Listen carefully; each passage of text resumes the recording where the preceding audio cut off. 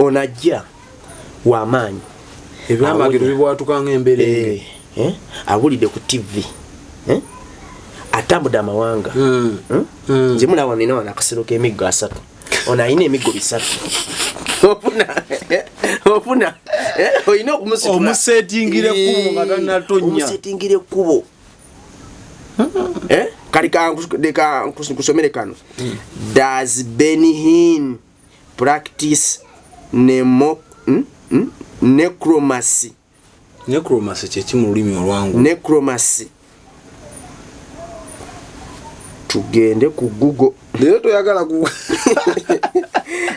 toyagala teekamu kyolowooza nti kivudde mu mutwe gwo necromancy is practice of magic involving communication with the dead. Okukola obufuusa nga bwenyigirwamu empuliziganyaayo n'abafu often for divination okufuna divine okubikulirwa okufuna okumanya okwa Katonda all to gain knowledge oba okufuna era kwe kumanya yes okufuna okumanya okwenjawulo kusukka ku balala. Benny Hinn yennyini ng'ayogera agamba so many times I have been getting instructions from Catherine Kuhlman. Emirundi mingi abadde afuna okuwabulwa okuva eri Catherine okutege ebiragiro. Catherine Kuhlman yani ono mukadde wa kanisa? Catherine Kuhlman bamumanyi era mukinja. Catherine Kuhlman ali mu Setasia Smith Wigglesworth ali mu be bakazaako mu God's General mulamu yafa. Benny Hinn ne ministry ye ayina obutabo bw'abadde bwe yali ng'atunda obutabo ng'agamba kana katabo bw'okagula owona sukaali owona kansa akatabo si Katonda ndi ababuulizi wano nga nakusomedde ekikalala ky'ababuulizi bonna ababbi wano olaba bano bano bagundi ba Clifford Dollar, Bishop T.D. Jakes, Bishop Eddie Long, Bishop Nol, bano bantu 10 bano bonna ababbi nabalisi ababbi iyo bano batamne mutunda CD kutunda butabo nti bukola ebyamagero kano bukasoma nafuna revival kati bambi omukyawo no bambi yali desperate information yenjogerako sinagiwulidde wabula from wenyini gwe babba. Export TV to the world.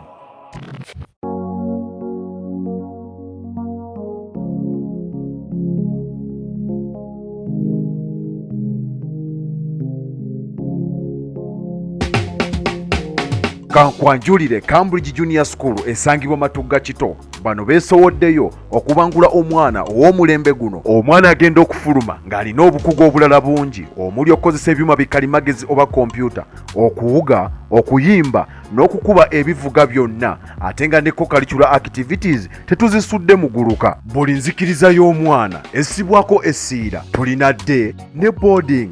Buli ekikozesebwa ku ssomero omwana akisangako. Abasomesa baffe batendeke tusobola okulabirira omwana wo okumala ebbanga lyonna ne bwe guba mwaka mulamba kusa n'eddekeya eri abannassale. Cambridge Junior School esangibwa Matugga Kito kilomita 1 okuva ku Bombo Road. Okumanya ebisingawo kubira administrator ku 0773 01 14 12 oba kubira director ku 0752 52 86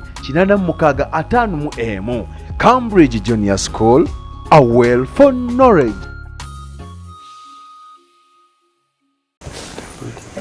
Ku namba y'essimu 0706 tekawo 06 4923 buterevu obeera ne God Heals Herbal Medicine. Bano bakugu nnyo mu kuvumula endwadde ezirutawaanya omubiri gwo. Eddagala lyabwe osobola n'olifuna ku mulyango w'owangaalira. Endwadde nga prostate enlargement, asthma, ulcer, sinuses, low sperm count. Endwadde endala nnyingi n'okumanya ezisingawo osobola bakyalira ku mutimbagano gwabwe gwa TikTok, God Heals Herbal Medicine. Bakubireko kati obulamu buterere. Alpha Media Production bifaananyi videos mikolo egya buli ngeri oba bakubira ku namba y'essimu 0770 9446 kati ate abo bwobawo omulimu ne expo bogiwadde omulimu so mikwano gyange mutuwe emirimu tukole okitegedde nsumba nsanyusa okukulaba kale sebo yesu yeebazibwe amina sebo mukama yeebazibwe amina mutugambye muti eno tetulina bigambo mpozi mmwe yakakuba kakuba katuuse abalabi baffe bo bali batya bakalabyeko eyo bambuulizeeko abalabi baffe mwenna aba Expo TV mukama yeebazibwe yesu yeebazibwe muli omutya abatulabira mu nsi ez'enjawulo mukama abawa omukisa abali e Uganda wano mukama abawa omukisa sawa ya Kingdom Business tuzate era tubeeko kyetutembeeta tubeeko abaana ba mukama betulaga amazima yagala okusima abalaba video zaffe abalike nga basubscribinga Expo yokka yasigaza omulamu mu TV zonna esebo Peter Sekitoleko Lugala nsangibwa ku 0756 12 968 0756 12 9698 sigenda kukulusaayo omanyi Uganda oba ebirungi byonna omanyi waliwo oli yagamba ebirungi byonna byeyunanjuyo ebirungi byonna byeyuna Uganda omwezi guno nga tetunaguwunzika revival gye tubadde twalindirira ebbanga lyonna eyingirawo ng'eyita mu mukulu amanyikiddwa nga omusajja wa Katonda omwana wa Katonda Nabi Daudi Benihini ajja mu ggwanga Uganda aleeta revival oli ready ku revival ejja mu ggwanga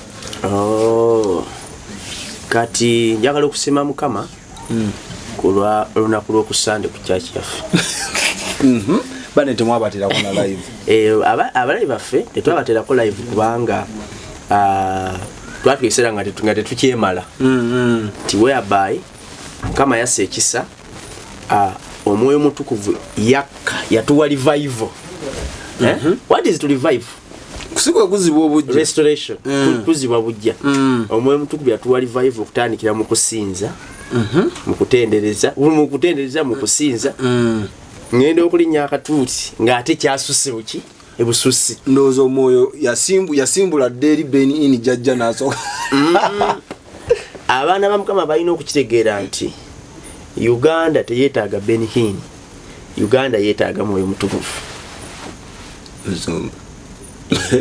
mzungu oba okaddemu Uganda akategeere bulungi omusingira ekifaananyi kino waliwo omanyi abakkiriza mu Benihini ng'omuntu Uganda teyeetaaga Benihini Uganda yeetaaga mwoyo mutukuvu kyobolaba emirundi gyonna ojjukira covid nga tannajja Benihini yatugamba I see the Holy Spirit in Uganda bring the revival after that prophecy twafuna covid-19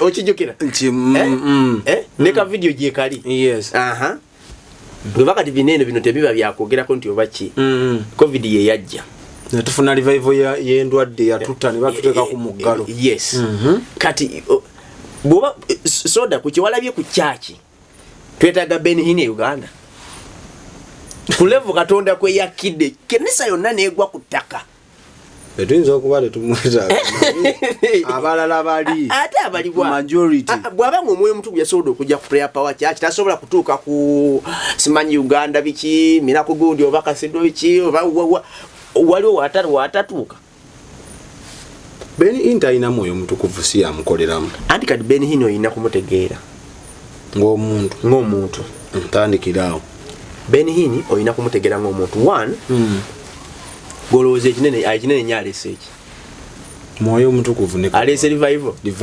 okusinza ku byeboogera anti omuteekako nti aleese mwoyo mutukuvu kubanga si yamutambuza kuba ye yatuweebwa si yamutambuza kubanga omwoyo mutukuvu yamutuwa era ekyandikibwa kigamba nti I will home with you kitegeeza nabeera onoobanga nyumba to home with you kitegeeza I will home with you onooba maka ga mwoyo mutukuvu I'm a temple of the Holy Spirit nze nigwe n'oyo andaba ekitegeeza tewali ayinza kuneetera mwoyo mutukuvu kuva bweru already awali Yesu bwe yali agenda talinawo ekiri mu Bible bitabo 6 n'essuula verses ne verses emitwalo 213 temulimu yes temulimu nti Ben Hinn bwana je Uganda nalita revival ndi tulibolo mwaka 2025 n'ensindi Ben Hinn abadde atuta emyaka emeka nga tajja wano wabula simanyi kubasi jeka jiringa 14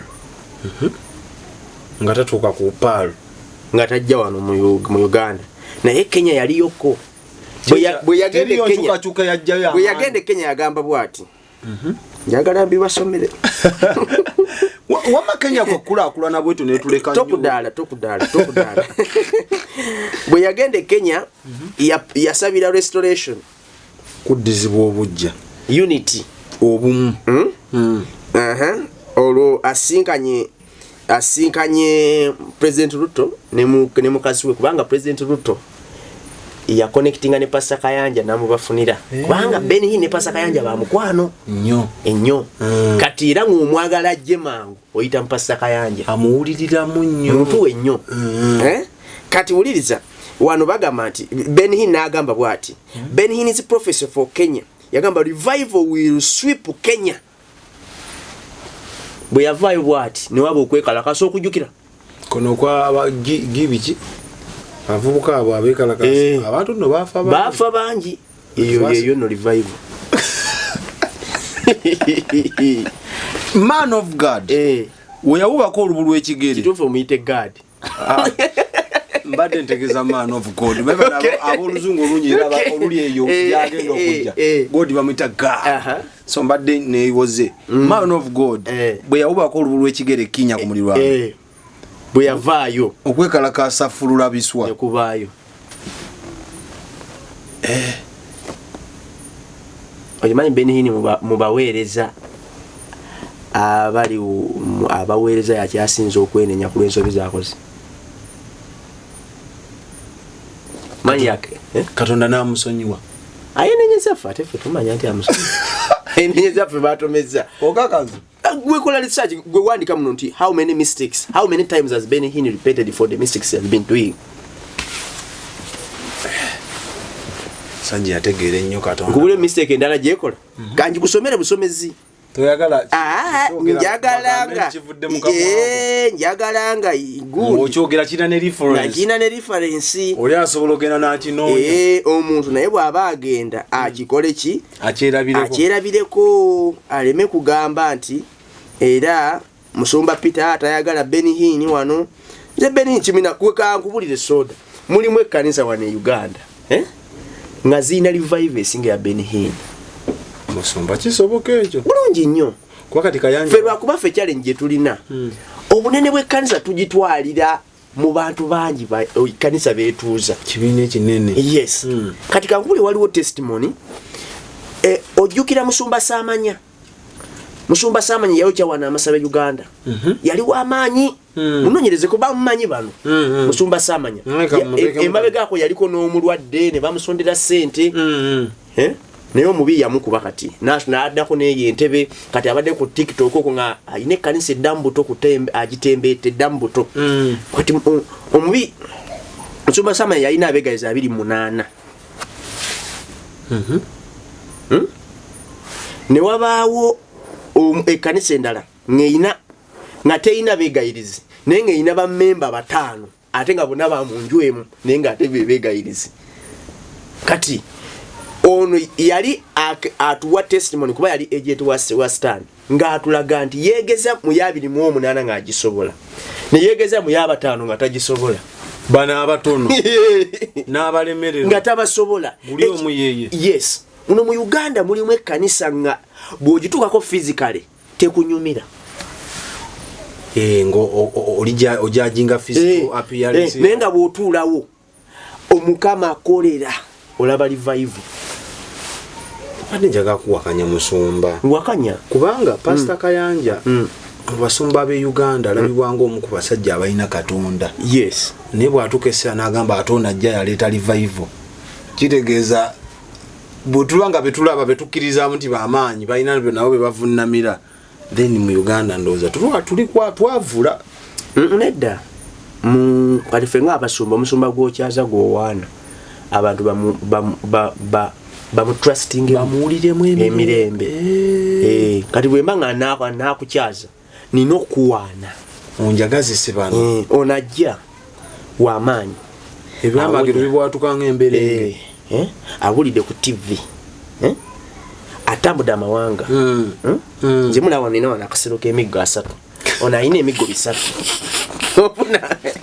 ofuna olina okumusitula omusetingire ekkubo nga tanatonya omusetingire ekkubo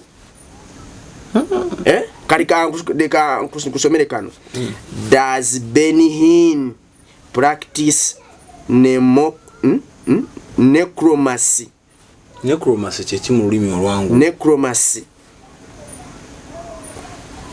Tugende ku Google. Lero toyagala ku toyagala teeka mu kyolooza nti kivudde mu mutwe gwo. Necromancy is practice of magic involving communication with the dead.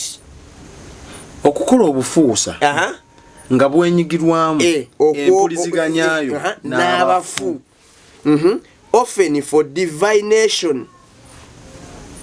Okufuna divine okubikulirwa okufuna okumanya okwa Katonda or to gain knowledge. Oba okufuna era kwe kumanya. Yes, okufuna okumanya okwenjawulo kusuka ku balala. Ye necromancy. Yes. Kati ekibuuzo eri kibuuza nti akikola. Yes. Benny Hinn akikola. Kati bwenzanya odi yenu ofuna okumanya. Benny Hinn yennyini ng'ayogera agamba, so many times I have been getting instructions from Catherine Kuhlman.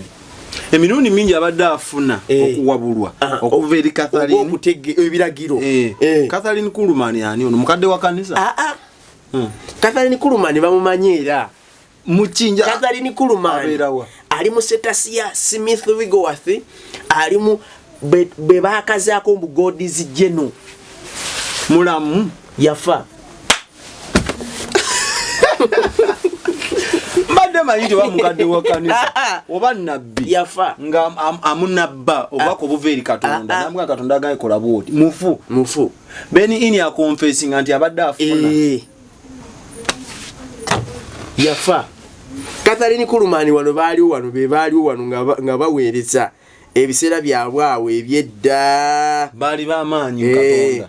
Kati aba Catherine Kuhlman baaliwo. Benson Ndawosa, jukira Benson Ndawosa yalinga nga asimba Benny Hinn. Ye spiritual father. Yalinga nga spiritual father. Yalinga spiritual father. Kati ono ye Catherine Kuhlman yafa naye naye nga akugamba abadde gwajjako ki yafa mutukuvu kuba ayinza okubanga Catherine Kuhlman yafa mutukuvu nga ali ku mukono gwa ddyo gwa Katonda. Yali muweereza. Naye ate Bible tetulaga nti bwe munaafunanga instructions kuva mbafu. Kati akitegeeza omwoyo mutukuvu abatatugasa. Alina abafu. Oyo Catherine Kuhlman, American evangelist and preacher, yaliwo ddi jije emyaka. Mama yafa mu 19 yafa nga 2 February 1976. Benny Hinn yali wali. Nega kasajja kakakali okusajja kakuliri. Benny Hinn mu Isiraeli. Eri mu America yagenda obugenzi. Tokimanyi Benny Hinn mu Isiraeli. Mu Isiraeli. Obaye ku Katonda okumubeerako omungi bw'ati. Lwaki? Nganti mu Isiraeli abaana ba Isiraeli eggwanga ettukuvu. Ndoza kukola byamagere bwatukanga emberenge. Naye nga yateeka instructions lwaki ozijja mu bafu. Kuba ewa wuno bagamba Lizan Israelite born Palestinian American Canadian televangelist mubulizi wa ku TV anti tomanyi nti shows kanono kuleta nonna akalukaleesa ako. Benny Hinn is a tele evangelist. Kitegeeza aweereza nnyo a broadcastingira nnyo ku ma TV. Kati nga bw'otulaba wano ffe kye tukola a broadcastingira nnyo ku TV. Kati waliwo information oyo omukulu Benny Hinn ne ministry ye ayina obutabo bw'abadde bwe yalinga atunda obutabo ng'agamba kana katabo bw'okagula owona sukaali owona kansa akatabo si Katonda kati akankubulira ababuulizi wano nga nakusomedde ekikalala ky'ababuulizi bonna ababbi wano olaba bano bano bagundi ba Clifford Dollar, Bishop T.D. Jackson, Bishop Eddie Long, Bishop Nol, bano bantu 10 wala bano bonna ababbi nabalisi ababbi iyo bano batambule mutunda CD kutunda butabo nti bukola ebyamagero kano bukasoma nafuna revival kati bambi omukyalo no bambi yali desperate information yenjogerako sinagiwulidde wabula from wenyini gwe babba. Do you believe What? that it's possible to cure from diseases like fibroids, hernia, prostate enlargement without surgeries? Yes, it's only possible with God Heals Herbal Medicine. We also have medications against ulcers, prolonged constipation, hemorrhoids, syphilis, gonorrhea, back and joint pain, low sperm count, high blood pressure, sinuses, UTI, asthma, allergies, sickle cells, low immunity, liver infection, kidney infections, etc. We are located at the entrance of New Tax Park, Hijab City Arcade, shop number GF34. We also offer banking agent services. For more information, call +256 70 60 64 923. God Heals Herbal Medicine. nga atestifying ku Yagambye nenga do mubbi ajeyo oya ali ludda oya ali mu America jalengedde omukugwe mubbiki tewekazeemu mubbiki yemubbaji yaweereza sente ze onfuna yaweereza sente ze bamuwa akatabo ne bamugamba tugenda kuwa akatabo obudde ne buyita ne bamugamba obutabo bwaggwawo n'agamba muzirize sente n'agamba tetusobola kuddiza sente ana musajja n'obulaba bagaggawadde Taufik Benedictus gemanyage fene tumita Beni Hinn simeno omukyala yamu divorcing ajali bali bacyanka tutusubirayo ngundi kuba ndaba baneno kye bamuwandika kubagambye yewa revival miti alaga yewa revival niyo isinga ya kati kankubulire osobola okuteeka obuweereza kati ngobola wano mu Uganda etuyina nti ono wakino niyo revival etatu kuba wano yajjawo dda singa revival yajja singa kati bwadda taleeta revival ni ate bagamba aleeta revival katuli yaleeta ki simanyi tekina kye kiraga mu bwakabaka bwa Katonda abasajja nga bano mboki anti kati kankubulire soda abaweereza abasinga bonna they work for their glory bitiibwa and they are after money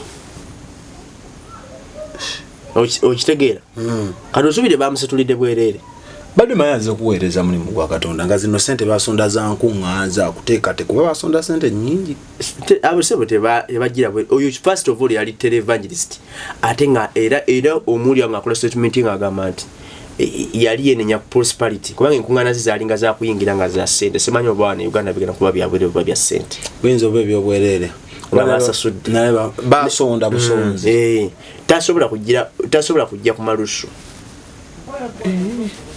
yenyini prosperity gospel gwe munonyerezeeko ngaki byenjogera byonna nze siina wennimbye prosperity gospel gwe teeka mu prosperity gospel and Beni Hinn kati bano abamwesunga babimanyi no abantu bonna abagenda nkunga lwa Beni Hinn first of all bali desperate okimanyi omuntu ali ayagga awanjagga omuntu atali desperate tasobola kugenda mu lukunga lwa Beni Hinn has publicly denounced the prosperity gospel so dasina kyenimbi era nanyigira bwerere nkimanyi bagenda kuba era basoma neno prominent leaders in the development of prosperity theology include kuliko David Oyedepo oyo mu Nigeria Todd White ye nanyini wa Winners Chapel ono Odiepo kuliko Todd White kuliko Michael Pitts ne Beni Hinn kati abantu what people they have phones but they only use them for TikTok kakati prosperity gospels gospel atajimanyi ezimu ku mpaje 5 ze boogera ku wanizayo okiriza obulamu wealth obugagga ogenda gaggawala and success tole emitwalo 10 ogenda kugaggawala mukama tagenda kuleka kyekimu oyagala nkusabire weereza emitwalo 5 kati mukama abeeko kyakola mu linnya lya Yesu. Kale kyenkugambye nti wali wano mu Uganda balina revival ng'esinga ya Ben Hinn. Kankoma bilala nina nkomya wali mu Uganda balina guno ng'esinga yaki basomere goma kati ekeleka manya omuntu bw'oba desperate bambi wekanga ogenze ne gy'otalina kugenda. Kati leka nkusomere kano John 16 verse 14. He will honor and glorify me. Wano Yesu yali ayogera ku Mwoyo Mutukuvu. He will honor and glorify me because he will take of what is mine and will revive. Revive mulimu gwani? Ani alita revive? The Holy Spirit. Tokano walo Bible mbuziza neno prosperity gospel kilizwa mu Bible bangambe bujyemu. Ati yeyo gundi eno mamona bangambe wano bwa bujyemu. Ofuna? And will what? Will revive. Holy Spirit kano John 16:14 kako. Teri abuleta revive. Mwoyo Mutukuvu. Mwoyo Mutukuvu. Ate teri amwetikana mukulubusa. Tewali gwe bamuwa nti eno ye kaliya Mwoyo Mutukuvu eno ye tulera evuga Omwoyo Mutukuvu. Nsomba abantu abazibenga bangi. Kubanze ndaba abesunze. Andi kati abantu jengembo n'abagenda Ben Hinn bali desperate. Muntu nga tali desperate ogenda yo. Nekireka wona abamuleeta ono yamuli emabega ng'amanyi bulungi asijja mwogerako ye yamanyi gwaleeta. Kiki otya mu buti owawayiza akatengo otya balooya kuba ekisinga ottiisa. Nze byenjogedde byonna n'amuleeta bw'anaavaayo n'anjogerako ku byenjogedde byonna nnimbye eki. Ya confessinga nti afuna instruction okuva eri omufu ng'abakatuliki bwe batongoza abantu mu bulwa ate laba ekyewunyisa n'abanga adiringira ne gundi necromancy gundi necromancy n'aba adiringira mu necromancy oba okufuna empuliziganya okuva eri omufu ate najja mu mwezi gw'omukaaga ng'omwezi gw'omukaaga gwe mwezi oguzukusibwamu abafu. Tabanga ze mu Uganda z'okusabafu.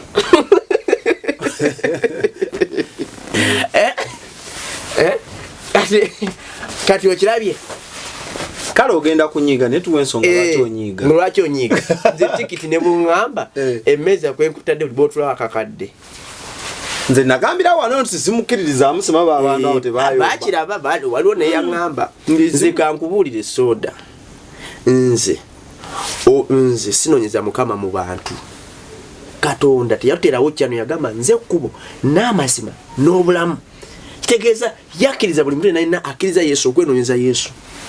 Nokimanyi Musumba kyebimu ku bizibu eby'amaanyi bye tulina wano mu Uganda kukkiririzira mu bantu. Anti ye challenge. Kyola Uganda tukyazannyuma nnyo. Nesimanyi lwaki Uganda kiteezi. Oli ayirawo kati nedda abalinnya ennyonyi abatambuddeko mu America soda tewali atambudde mu America nga ndaba ng'akkiriza Ben Hinn. Ngali exposed gwe kola research.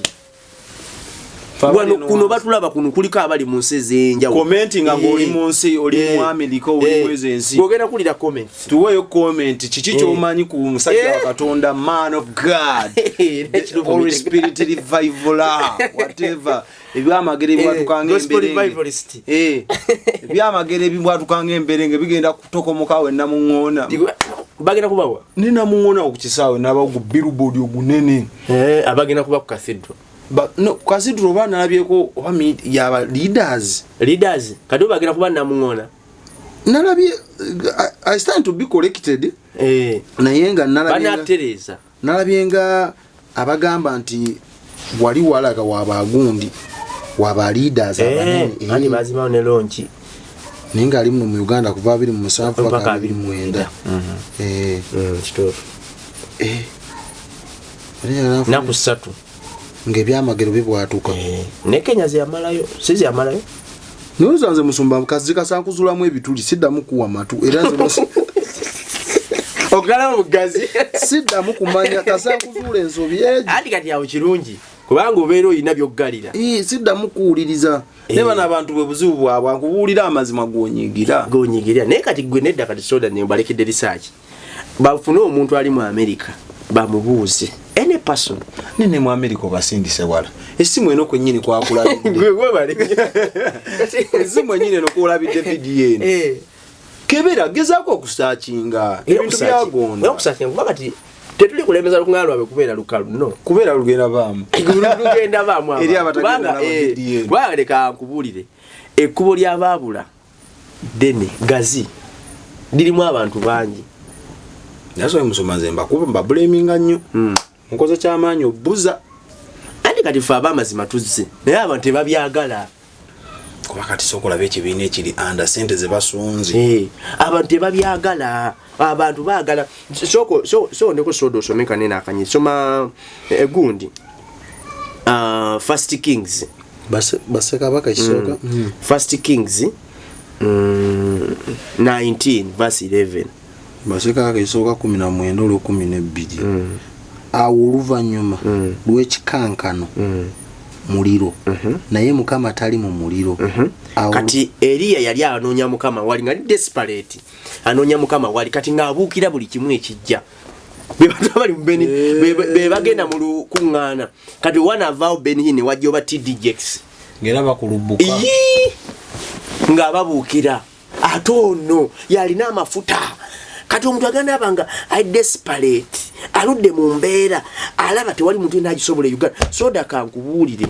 osobola okubanga kyoyagala okuwonyezebwa nga pasitawo bujjo gwoyisaamu amaaso yakisobola naye nga gwe okuba kati gwolaba wamumanyiza amaaso olaba takisobola kyetaaga banene abali ku TV abatambudde amawanga era bano abantu bano abasinga bagenda okulaba nga abamu nga tebalina nabasumba batuufu kuno kuliko abantu abandala naye bambuuza omusumba omutuufu yani ajasi kabusi kumatu ku TV musumba we era ganaga musumba gundi bambi mwagala musumba gundi naye mwagala atagala buki talina location so nga omuntu naye yandibadde n'omusumba n'aliisibwa n'akugaidinga mu birooto n'akugaidinga mu Bayibuli n'akuyambako mu kusaba kati kati newesanga talina muntu amusupporting ate nga mu nsi mutosobola kubeera muwekka gwetaaga backup nsomera kati Eliya kati abuukidde omuliro abuukidde ekikankano ye buli ekiyitawo kyabuukira mu anoonya mu Mukama awo oluvannyuma lw'omuliro ddoboozi ttono lyaggonjebwa olwo 10 ndamu kabaddiremu soda awo oluvannyuma lw'ekikankano muliro naye mukama tali mu muliro awo oluvannyuma lw'omuliro eddoboozi ttono otalikidde ku lwa kumeka 12 otandikira ku lwa 11 soda abantu bakiyita n'ayogera nti fuluma First Kings 19 verse 11 n'ayogera nti fuluma oyimirire ku lusozi mu maaso ga mukama kale laba mukama n'ayitawo embuyaga nnyingi ez'amaanyi ne zimenya ensozi ne zaasa enjazi mu maaso ga mukama naye mukama nga tali mu mbuyaga awo oluvannyuma lw'embuyaga kikankano kyansi naye mukama nga tali mu kikankano taliimu waliwo n'ebikankanya ensi naye nga mukama takola ki taliimu awo oluvannyuma lw'ekikankano muliro naye mukama nga tali muki nga taliimu naye Eliya buli kimu akibuukira yakabuukira bisatu oluvannyuma lw'omuliro ddoboozi ttono lyaggonjebwa awo olwatuuka Eliya bwe yaliwulira ne yeebikka amaaso ge mu munagiro n'afuluma n'ayimirira mu mulyango gw'empuku kale laba ne wamujjira eddoboozi ne lyogera nti okola ki wano naye owulira eddoboozi merigidde tono eddoboozi lya mukama liyinza obutabeera ewantu ewataleekaana ekkanisa yo yandiba terina na ŋŋoma terina na byuma kanisa ya kibaati oluusi yatundubaale naye nga mukama waali abantu bagambye nti musumba ekitwogeza bwavu nti ebyo ffe tubirina naffe ebyuma ate ffe tetulina byuma nze ngezeyo kuba gaidinga ate maama olwokuba boogera tetuba gaidinga olwokuba boogezi tetuba gaidinga ze kasitankola ogwange tunaafuka kyesirikidde ne kasitankola ogwange Nikati nze sikutadde soda kama abanje kati nze Musumba Peter bano kye tukola si kugamba mbu bakujjonkera ababula omanyi abambuza olusozi twakola emabego bako yali muntu ki omwana ambuza ne soda yakukola ki ofa ki naye bino ebintu bano egyebiri muleme kugamba nti atoba naffe tetwayogerako ate tetukusalirawo gwe pimapima mbe tuwogedde tuba tulimba comment section iramula na Musumba ono ate tusome ennamba y'essimu ayaniriza buli kika kya kivumo njeje banasangawa expo kweri abbe ya bisibe nga simanyo batunka na bata nenga abagirabyeko ne mmalako comment nga kike nagambi bo ina kyo mumanyiko kirungi n'ekibiteka mu comment section tuyambeko fenno okwezibula oba okwebuza mukama Katonda omulungi abatukumire bye bye. Expo TV to the world.